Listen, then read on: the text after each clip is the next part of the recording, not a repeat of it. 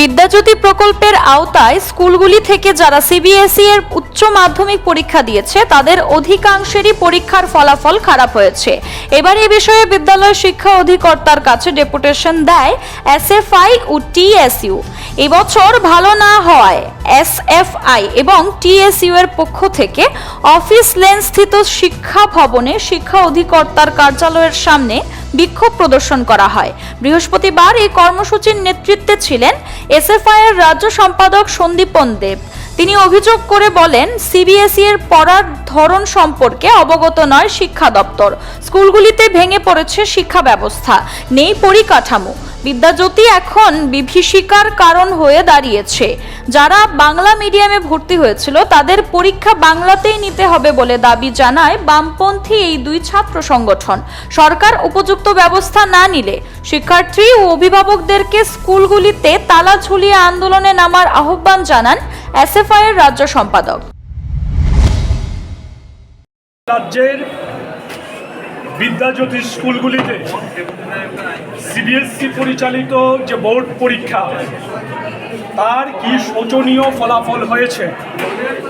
এই রাজ্যের বিদ্যাজ্যোতি চালু করার সময় যিনি শিক্ষামন্ত্রী ছিলেন রতনলাল নাথ মহোদয়, উনি গর্ব করে বলে বেড়াতেন যে বিদ্যাজ্যোতির নাম করে নাকি ত্রিপুরার শিক্ষা ব্যবস্থাকে আরও বেশি অগ্রগতির দিকে নিয়ে যাওয়া যাবে। কিন্তু আমরা দেখলাম গত কয়েক বছরে বিদ্যাজ্যোতি স্কুলের যে কথা ওনারা শুনিয়েছিলেন একটাও হয়নি। পরিকাঠামোর অভাবে রাজ্যের প্রথম সারিতে থাকা স্কুলগুলি আজকে ধুঁকছে।